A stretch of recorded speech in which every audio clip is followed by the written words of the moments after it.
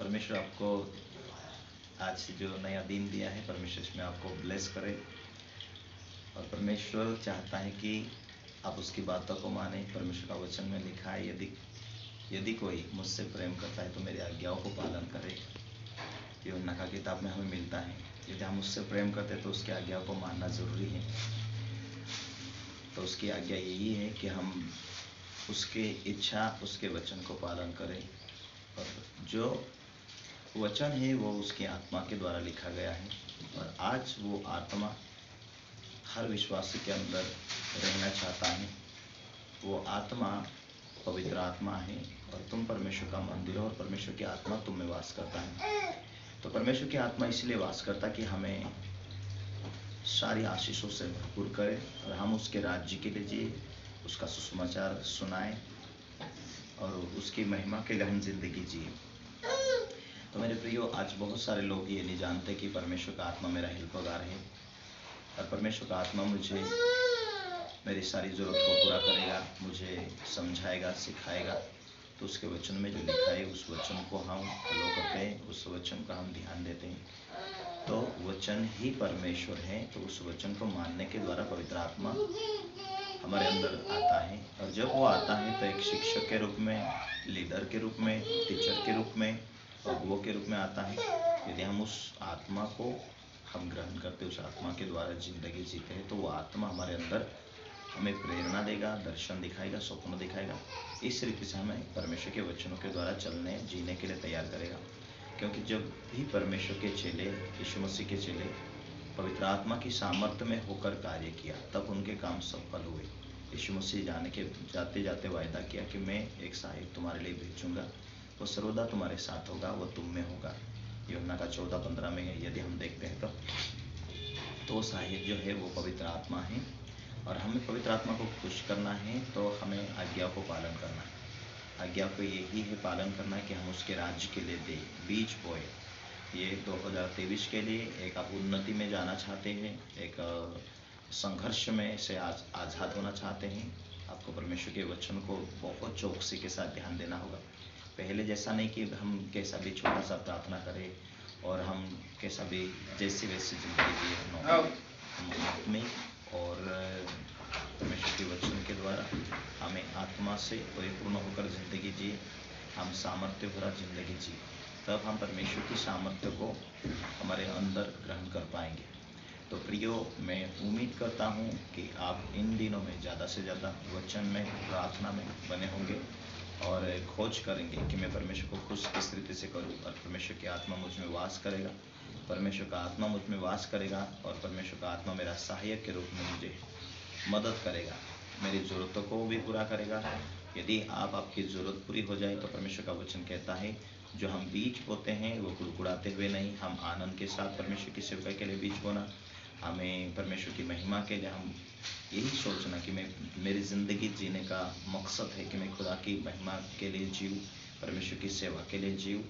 जब आप परमेश्वर के राज्य के लिए देते हुए अपने दशवांश, अपने भेंटों को और बीजों को बोते हुए देखे, आप महसूस करोगे जब आपके जीवन में रास्ते ओपन होते जाएंगे। जब यीशु मसीह दुनिया में था, चमत्कार किया, तभी किया।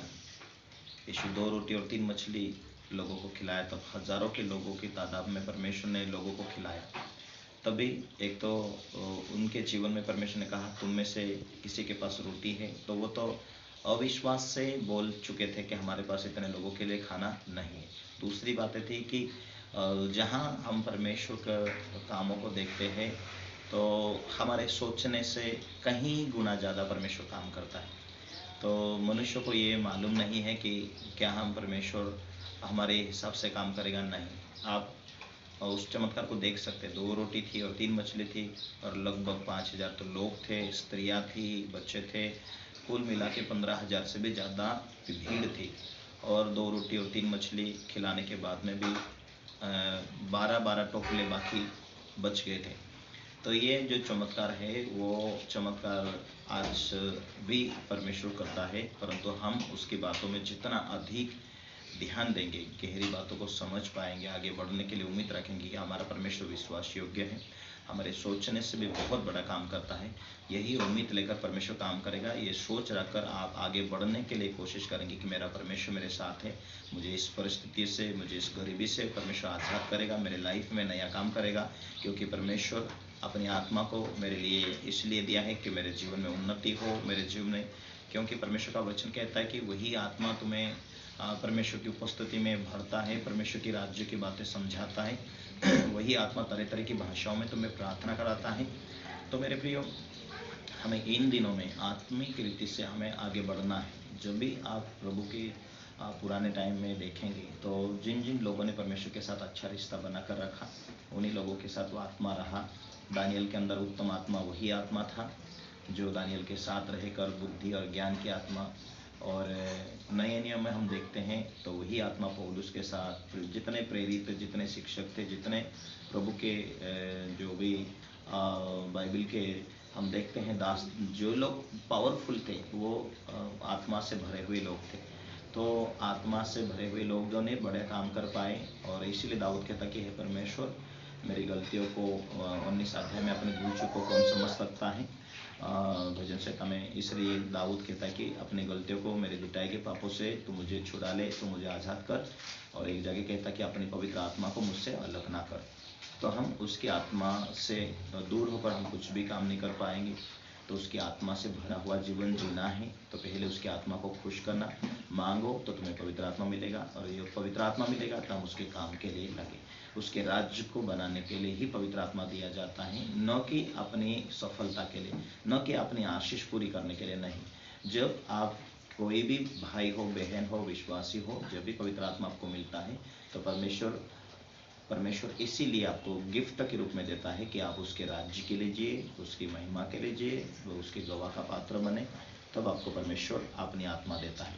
तो परमेश्वर का आत्मा जब मिलता है, आप बड़े बड़े काम करें और आपकी सफलता हो, इसलिए नहीं, आप परमेश्वर के राज्य के लिए जिए और उस आत्मा की मनसा को जाने, उसकी इच्छा को पूरी करें। इसलिए आपको आत्मा दिया जाता है, और वह आत्मा आप में होकर ये लालसा करता है कि आप केवल परमेश्वर का राज्य का सुसमाचार सुनाएं, उसकी महिमा के लिए जिए। जब जब आप परमेश्वर के राज्य के लिए जीते हैं तो मत्ती 6:33 पूरा होता है, तुम पहले परमेश्वर का राज्य, उसकी धार्मिकता का खोज करो, ये चीज़ें तुम्हें मिल जाएंगी। तो हमारी ज़रूरत के पीछे हम नहीं भागना है, हमें परमेश्वर के पीछे जाना है। हमें पवित्र आत्मा से भरा जीवन जीना है, पवित्र आत्मा से परिपूर्ण होकर हमें जीना है, उसकी आवाज़ के लिए तरसना है। पवित्र आत्मा तू बात कर, तू ही मेरा हेल्पगार है, तो ये मेरा मददगार है। देखो आपकी ज़िंदगी में जो बंद पड़े दरवाजे खुल जाएंगे, आपको सफलता करेगा परमेश्वर, आपकी ज़िंदगी में आशीषों को लेकर आएगा। और कुछ समय पहले मेरे ज़िंदगी में यही हालत था, मैं जीरो था, कुछ भी नहीं था। और जैसा मैं व्यसन से निकला, मैं विश्वास किया, मन फिरा मतलब परमेश्वर के राज्य के लिए जीना शुरू किया। मेरे एक ही लालसा थी कि परमेश्वर मुझे अपनी सामर्थ्य से भर दे। और जब मैं पवित्र आत्मा से परिपूर्ण होकर जीने लगा तो और मैं अधिक, मेरे हाथों से परमेश्वर ने बड़े बड़े काम करवाए, और मैं आज भी मुझे ज़रूरत है और मैं भरता जाता हूँ। एक दुनिया में कितना ही बड़ा पास्टर क्यों ना हो, वो ये नहीं कह सकता कि मैं पूरा हो चुका हूँ, भर चुका हूँ। नहीं, कितना भी दुनिया में, कितना भी कोई भी बड़ा से बड़ा व्यक्ति क्यों ना हो, उसे पवित्र आत्मा से अधिक अधिक अधिक भरने की आवश्यकता होती है। मैं आज भी पवित्र आत्मा के लिए तरसता हूँ। आज भी मैं अधिक आगे बढ़ने, आगे और अधिक गहराई से भरने और सामर्थ्य से भरने के लिए लालसा करता हूँ। तो मैं इस एपिसोड के द्वारा आपको संदेश देना चाहता हूँ कि आप आत्मा से भरे। और परमेश्वर का वचन कहता है प्रेरित 2:17 में कि अंतिम दिनों में ऐसा समय आएगा, मेरे लोग आत्मा से भरेंगे, मेरे दास दासी भविष्यवाणी करेंगे, और तुम्हारे जवान दर्शन देखेंगे, स्वप्न देखेंगे। ये बातें पवित्र आत्मा ने जो भी लिखने के लिए चेलों को प्रेरित किया। तो मैं उम्मीद करता हूँ उस वचन को आप पढ़ें और आप आत्मा के लिए लालसा करें। देखो पवित्र आत्मा आएगा, आपको गवाह के रूप में तैयार करेगा, आपको सामर्थ्य से भरेगा। वो सामर्थ्य आपके लिए भी है, दूसरों के लिए भी है। और जब जब आप परमेश्वर के राज्य के लिए जिएंगे तो आपकी ज़िंदगी में चमत्कार होते जाएंगे। इसी रीति से परमेश्वर आपको बहुताई से उठाएगा, आपकी ज़िंदगी में बहुत सारी आशीषों को लेकर आएगा। तो प्रियो, मैं उम्मीद करता हूँ इस संदेश के द्वारा आप आगे बढ़ेंगे। ज़रूर घुटने टिकिए, प्रार्थना कीजिए, और जो पिछले ज़िंदगी में जो गुनाह हुए तौबा कीजिए और परमेश्वर के सामने कि प्रभु आज के बाद मैं चेंज होना चाहता हूँ, मेरे लाइफ में जो संघर्ष है उससे तो आज़ाद कर, मेरे लिए तो रास्ते खोल, मैं आगे बढ़ना चाहता हूँ विश्वास में, और मैं पवित्र जीवन जीना चाहता हूँ, मैं तेरे राज्य के लिए जीना चाहता हूँ। बस इतना कहिए, प्रभु आपको संभालेगा, ब्लेस करेगा, बहुत ऐसे आशीष करेगा। ओके, गॉड ब्लेस यू, सभी को जय मसीह की, बाय।